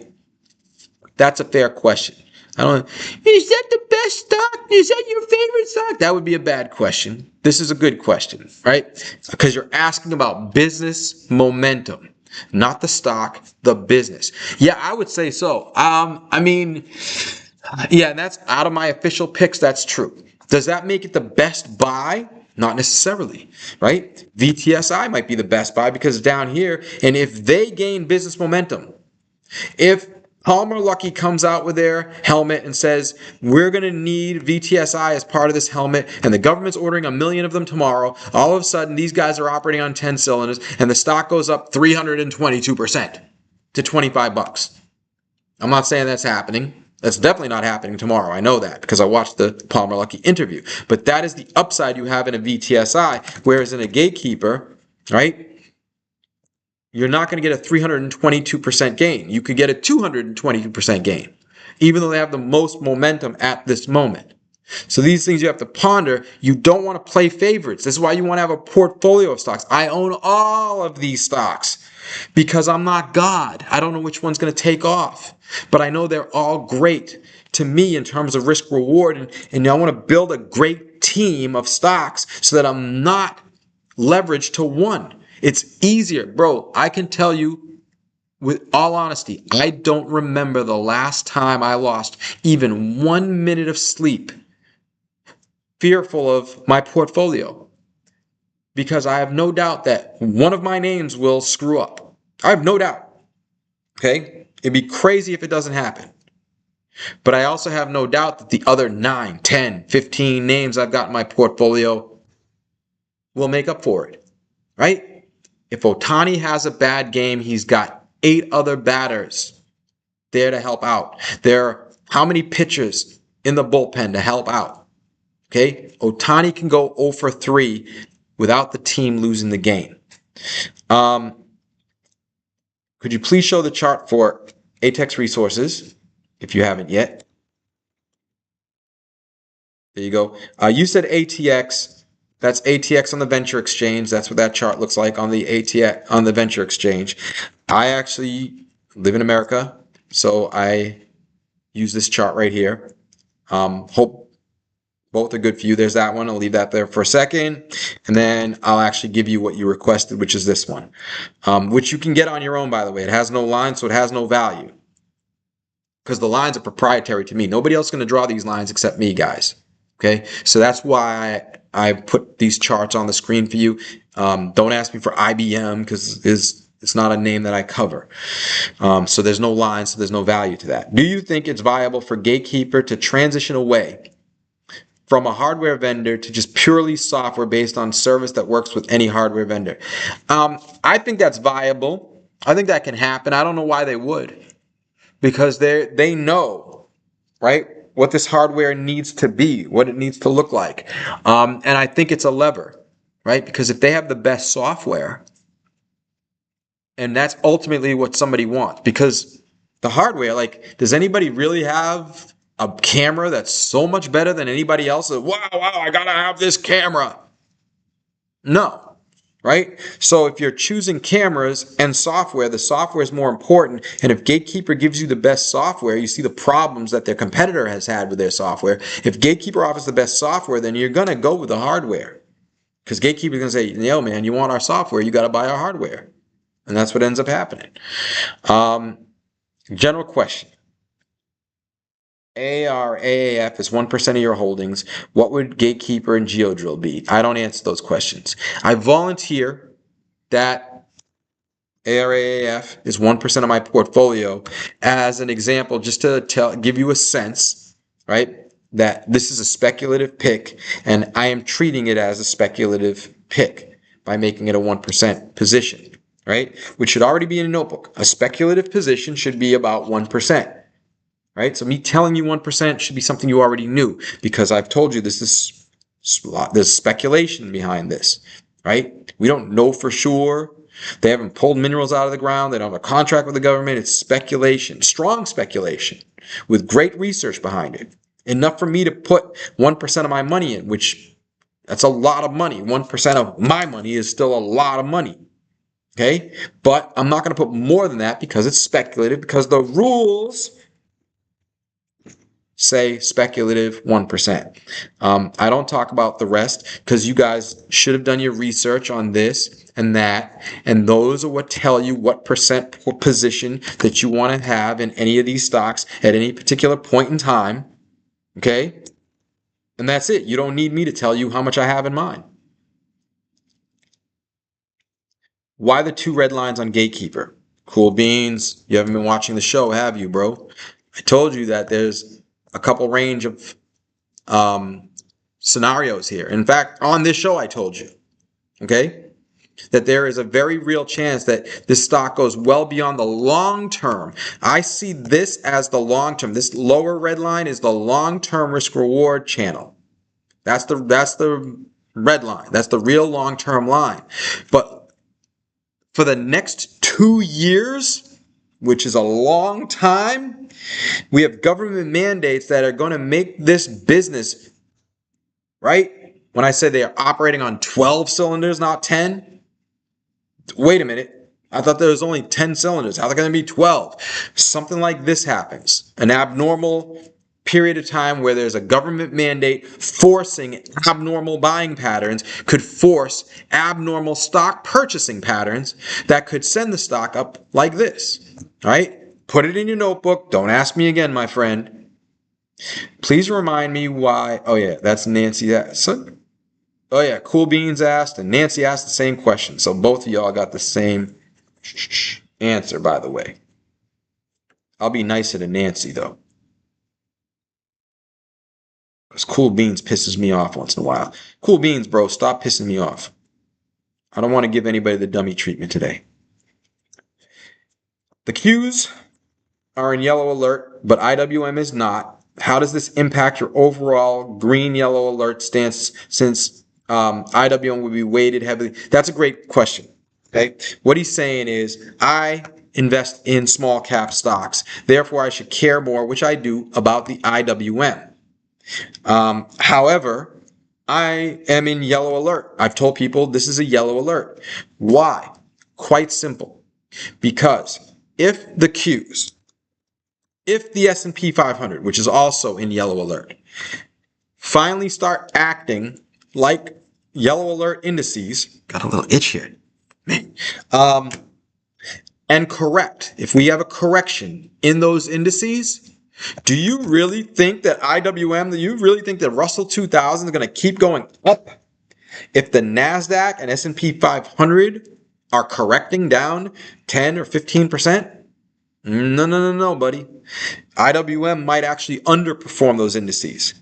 Just like right now, it is outperforming those indices because there's so much room left. Because this is like the last bastion of fair valuation in the marketplace. As the Qs become more expensive, people might say, geez, maybe I want to put my money in the small caps because it is not overvalued like the Qs, like the S&P 500. So as long as the market continues to being bullish, I think small caps should outperform, but in a bear market, no.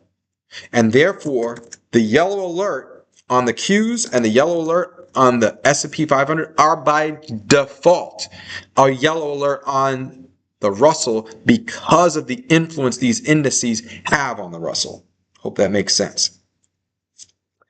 Geodrill's expenses went up faster than revenues, unable to leverage growth. CEO was dismissive of questions, not taken well by the market.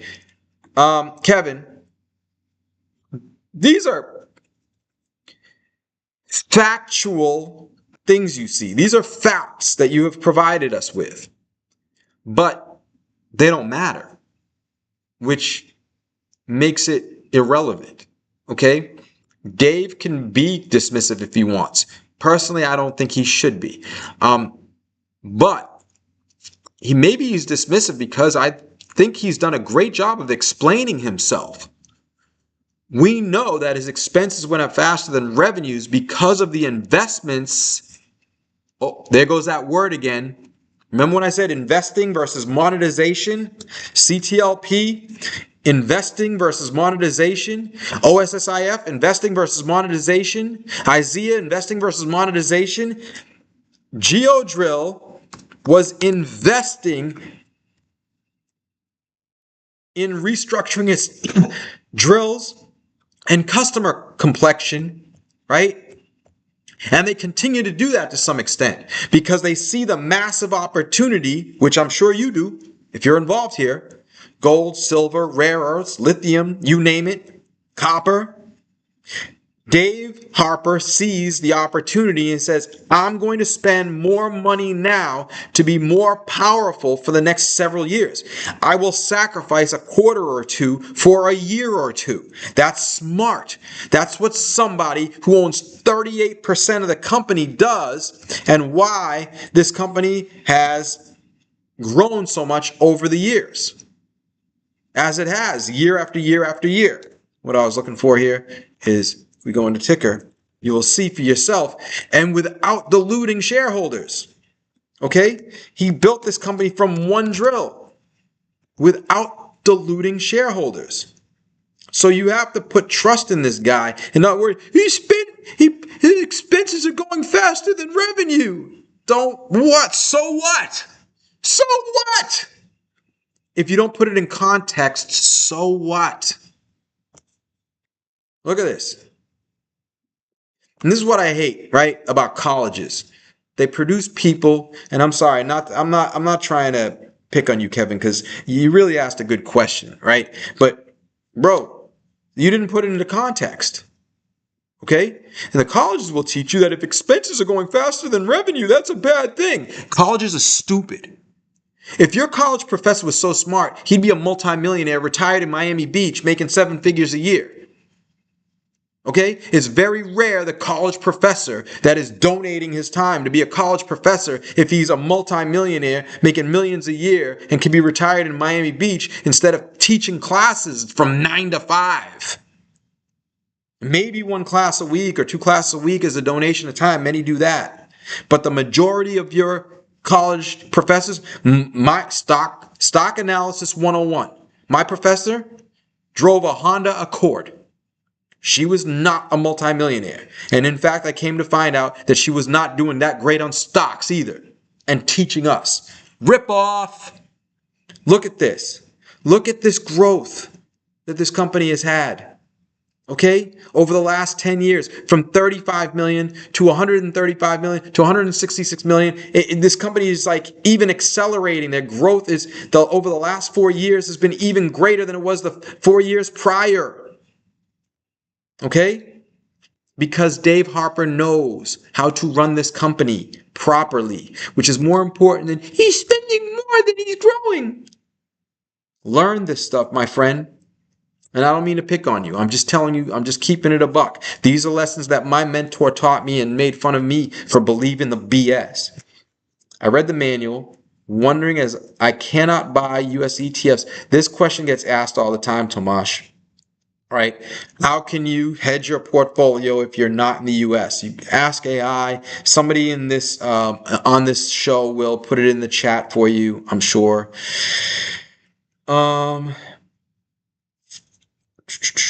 Yeah, Evan. The NOLs. The NOLs are a hidden value if the company turns profitable on a sustainable basis. I love NOLs because it's usually the sign of a company. A company with a lot of NOLs has been losing a lot of money, but if they flip to sustainable profitability, those NOLs go from being worthless to being worth a lot. And that's what we're seeing here with IZEA. Geithner, I heard you talk about the insurance business briefly last week. Just wanted to hear more about it. Then, Geithner, you should have asked it that way. You wanted to hear about X, but you asked me why. Why? With AI making the market more productive, shouldn't the yellow alert line from the S&P 500 move higher too? Constructora. Oh, oh, oh, oh, I'm sorry, my friend. I'm sorry, my friend. You are the freaking dummy of the week. You are the dummy of the week because you're here every week. I love you to death, but that does not make you immune to being the dummy of the dummiest of the dummiest in any given week. How many times do I have to tell you that these lines don't change? Show me your notebook, my friend. Show me your notebook. Can you read what you wrote in your own notebook, dummy? Do you know how to write? Did you go, Mark said to have a notebook and a pen, so I'm going to draw a puppy dog. Yay! Is that what you do with your notebook and pen? Is that, you idiot? What kind of moron? You just wasted everybody's time for something that everybody knows. The lines don't, who cares about? Don't you think that this is incorporated in? Do you think all of a sudden the economies of the world are going to go crazy over AI? No. No. People are losing their jobs over AI. So AI is making the economy stronger and it's making the economy weaker. It all balances out over time. Unless the Martians come from Mars and give us unlimited technology to take our economy to heights unseen. No, this is just yet another move. Do you think the S&P... Let me show you something. You could have answered your own question, you freaking dummy. Because the Dow Jones chart, here's your chart, right? I'm picking this one because it goes back to 1915. This chart goes back to 1915. Okay? And when the internet hit, it did not change the lines. The internet. AI is the same thing, basically, as the internet. Okay? If there was somebody who asked me in 19, do you think the line should change on the Dow because of the internet? Yeah, man. The line should change because of the internet. Go ahead and change your lines and be buying stocks up here and lose your you know what when the market tanks. Oh, constructora. I'm disappointed. I would give you more of a dummy treatment, but I'm just disappointed. ARAAF is a wait time stock. Speculative in parentheses. Steve, they are not the same thing, stupid. Go learn the difference between a wait time stock and a speculative stock. They are different. Your notebook is flawed or non-existent. Anyways, your question being, how do you do a fundamental analysis with a wait time stock, and would it ever become a pick while still a wait time speculative stock? It could become an official pick while still being wait time, but it's hard. It's hard because how do you become a 10 if you're still in wait time? Okay, that's one thing. Two, right? How do you do a fundamental analysis of the stock? Like, it's simple in this case, right? I'm not an expert on mining, but what I do know is that Aclara Resources has, show the Canadian version as well. There's your chart on that one. Aclara Resources has what is estimated to be $15 billion worth of rock in the ground. Okay? 15 billion with a B. Right? And if I bring up Aclara stock, what you will find is that the stock is only worth 700 million Canadian. That's 500 million US approximately. 500 million versus 15 billion worth of rock in the ground. Now, the rock is not going to magically come out of the ground, separate itself out into components, clean itself off, and be ready to be sold to people. If that could happen, then this stock would already be worth billions. Like probably maybe 10 billion, 12 billion, because hey, the rock's all of a sudden going to pull itself out of the ground and separate itself and ship itself out to everybody. No. That stuff's got to be pulled out of the ground. It has to be processed, all that stuff. I don't know how it works. I lean on experts for that. But what I am telling you in this case, $15 billion worth of rock, and yet the stock is only trading for about 500 million. Okay? So we can take that 15 billion number, assess how long it'll take them out of the ground, how much it would cost to get it out of the ground, who will buy it, for what price, blah, blah, blah. The experts are doing that, not me. Right? Saying that the stock should be going significantly higher. Them, not me. Because they did that analysis of the if-then statements. If this happens, here's what's going to happen. Here's what a company like this will typically do with the assets they have. We're waiting for them to do it, but we expect it to happen. That's how the analysis occurs. I'm not mad at that question. It's a great question, but I'm mad at the rest. Because a wait time stock is not speculative, my man. What are your thoughts on Curiosity Streams management? Good. Simple as that.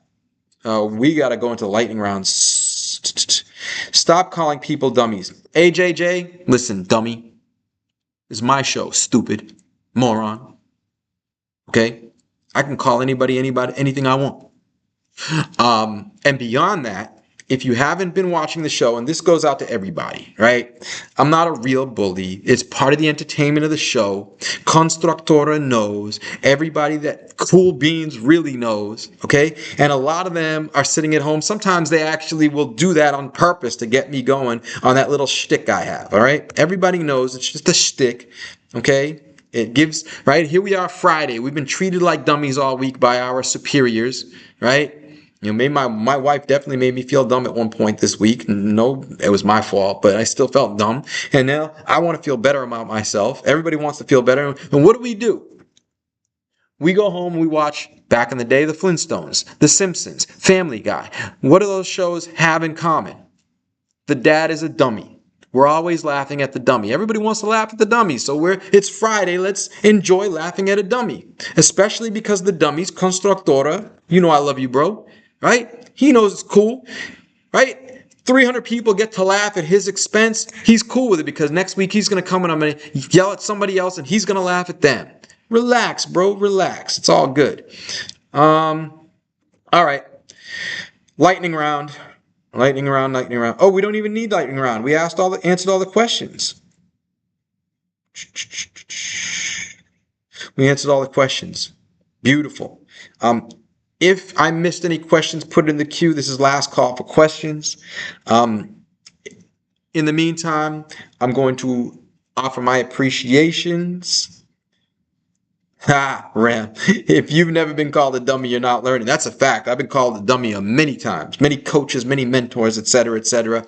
Don't be afraid. Don't be afraid to be called a dummy. Okay? We all have to learn. We're all trying to become millionaires. And on the path to becoming a millionaire, we have to learn. And if we have to learn, that means we don't know already. And you don't know what you don't know until you ask. And if you ask and ask and ask, eventually you are going to ask a dumb question. If we buy stocks, we're going to eventually buy a bad stock. It happens. It's all part of the process. It's all part of the love. It's all part of becoming a millionaire. With Money Mark, every Friday on Stock Talk Live. We'll be back next week, 2 p.m. as usual. I love y'all guys. Have a great weekend. I said have a good weekend already, so I can't say it again. Bye-bye.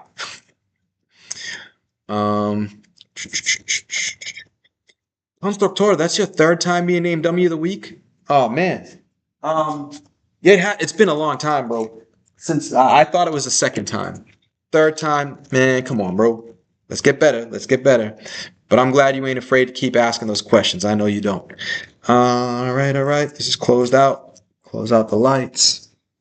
For those that don't know, this is the outro. You should have already signed off of here, right? Until I actually press the off button. This is going to be a live video feed. And I'm just getting everything out of the way before I actually do that. We can like roll the credits and all that stuff. Okay. I think that's it.